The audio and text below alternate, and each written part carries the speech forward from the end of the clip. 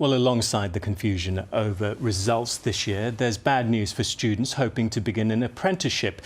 Points West has discovered that as many as half of those usually on offer for September have been cancelled by local employers. And as our business correspondent Dave Harvey reports, many firms say they just can't afford to take on new recruits. Well, Tyler, unfortunately, you've been so proactive in trying to apply for apprenticeships, but the employers, with good reasons, have decided to pull those vacancies. So I just would like This year, looking for an apprenticeship after your GCSEs has become much harder. I try to remain optimistic with it all.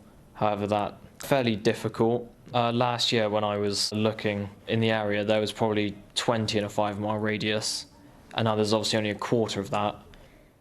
There was a lot of people for not many jobs, so I think I missed out because of that as well.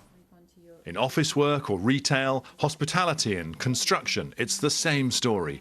Half the apprenticeships have been cut. At the start of the new academic year, we usually have at least 500 new starts on an apprenticeship programme.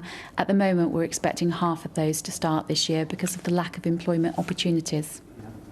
That's pretty stark, isn't it? Very stark, and for those young people, everything that they're all working towards, their hopes, aspirations and opportunities have been taken away from them, so they're having to look for new opportunities and new avenues.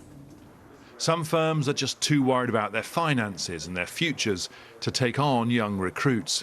But in the plumbing workshops, I meet a local employer with a different problem. We're not going to have an apprentice this year. That'll be the first year in 8 years that we've not had an apprentice. His business is still going strong. His worry? How do you do hands-on training in the socially distanced world of COVID-19? Apprentices need work experience, and they're going to have to go with an experienced engineer.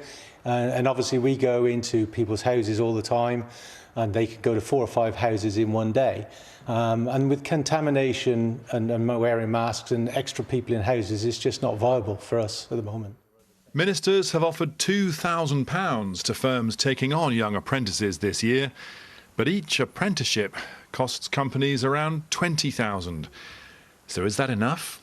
Certainly not. We need far, far more money. To take on apprentices at this time, companies are going to need an incentive, in my view, minimum of, say, £15,000. You're talking about companies struggling to survive. So £2,000 doesn't cut it?